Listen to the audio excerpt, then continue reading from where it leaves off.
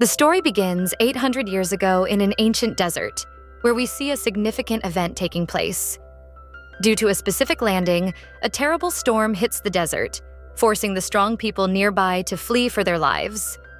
Among the fleeing people was a girl whose necklace fell into the sand while running. Now, the story shifts to the present time.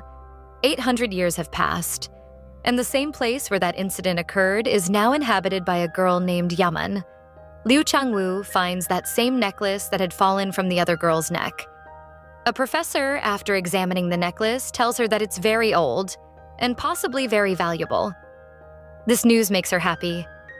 Then a man named John arrives and says that whatever you find here belongs to me. She responds by saying this place belongs to China, and whatever we find here is the property of the Chinese government. We find out that John and the professor's team have been researching this place for many years. And during their research, they discovered that a city named Loulan used to exist underground several hundred years ago.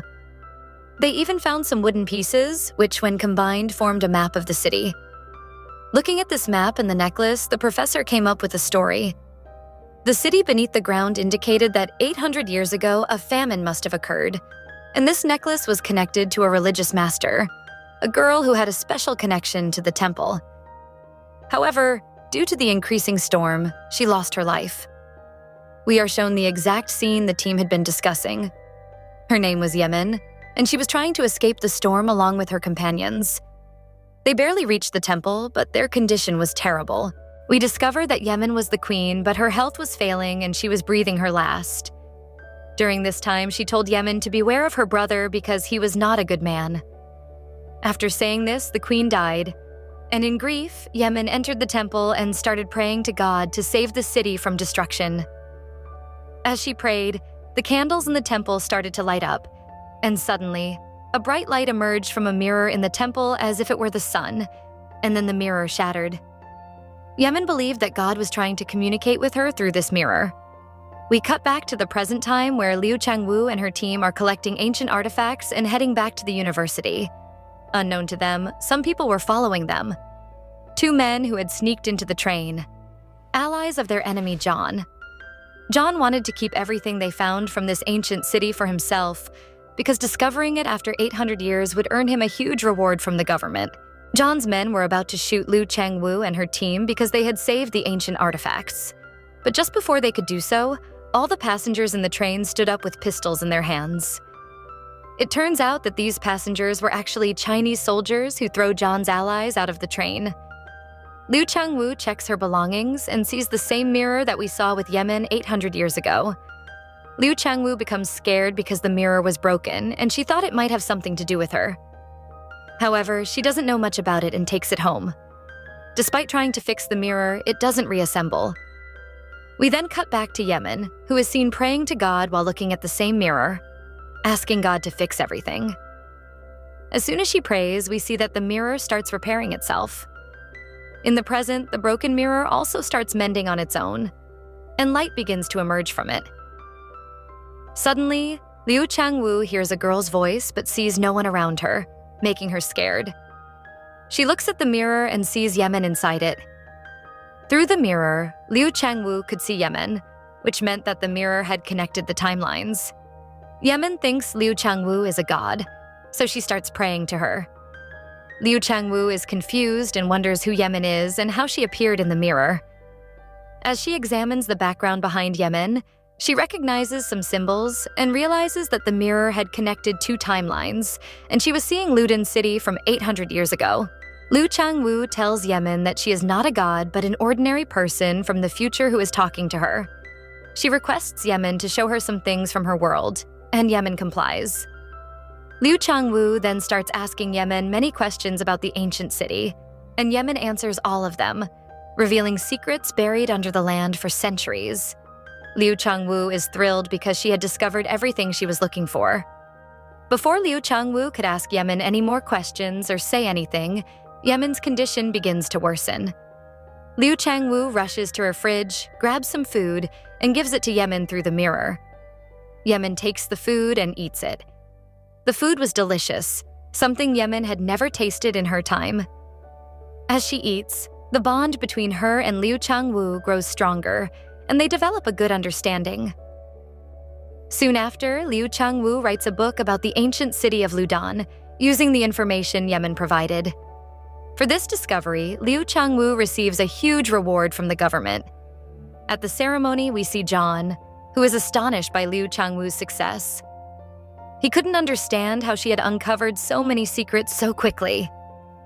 John realizes that there must be something more behind her success. Later, we see Liu Changwu at home, using the mirror to contact Yemen again. Yemen looks sad this time, and Liu Changwu asks her what's wrong. Yemen tells her that a great disaster has befallen their city, and everything is in ruins. The kind king had died, and his brother, who was not a good man, had taken over the throne, leading the city to destruction.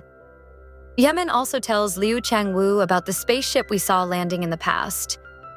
She explains that gods arrived in their land through a flying vessel, and the evil king wanted to kill them. Liu Changwu realizes that Yemen was talking about aliens, and that the king must have killed them when they landed. While they were talking, we see that John's men had been spying on Liu Changwu and overheard their conversation. Before Liu Changwu could tell Yemen more, John's men kidnapped her, and using the information, John finds out how Liu Changwu had written the book about Loulan so quickly. John then sends his men to Liu Changwu's house to steal the mirror. We see that Liu Changwu now keeps the mirror close to her because she had fallen in love with Yemen. Without seeing or talking to Yemen, Liu Changwu couldn't sleep. The mirror had become an important part of her life. Every night, Liu Changwu would read a poem to Yemen, and Yemen couldn't sleep without hearing it. Even after Yemen falls asleep, Liu Changwu keeps watching her. And Yemen appears in his dreams as well. John's men break into Liu Changwu's house, but luckily Liu Changwu hears them coming and escapes through the back window with the mirror. Liu Changwu hides outside and tries to tell Yemen through the mirror that John is after her and wants to take the mirror. Before she could explain further, John grabs her and takes the mirror from her. John's men also capture Liu Changwu. Back in the past, soldiers of the evil king storm into the temple and capture Yemen. Since the mirror's connection was broken, the portal between the two timelines closed. Yemen is brought before the king, who asks her about the truth. Yemen remains silent, but her soldier tells the king that the mirror can open a path to paradise. However, only Yemen, being the chosen one, can open it. The king orders Yemen to be taken to the god's tomb, which was not a tomb of gods, but where the aliens had been killed and buried. In the present, John takes Liu Changwu to the alien spaceship and orders her to use the mirror to open the portal. Meanwhile, in the past, the evil king forces Yemen to do the same. In different timelines, both Yemen and Liu Changwu ascend the alien spaceship and use the mirror. As they bring the mirror closer, a storm of light erupts, opening a portal that connects the two timelines. Yemen and Liu Changwu can now see each other and are finally face to face.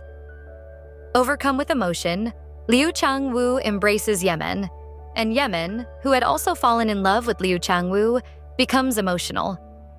Liu Changwu assures Yemen that everything will be fine and tells her not to worry. Seeing this, John becomes furious and shoots Liu Changwu. The portal begins to close, and in the past, Yemen is also captured by the king's soldiers. However, one of the future soldiers rescues her just as the portal is closing. Several of the king's soldiers are also dragged into the future during the chaos.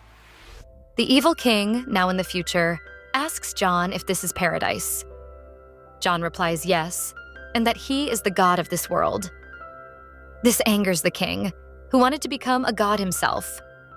In his rage, the king grabs a weapon and attacks John.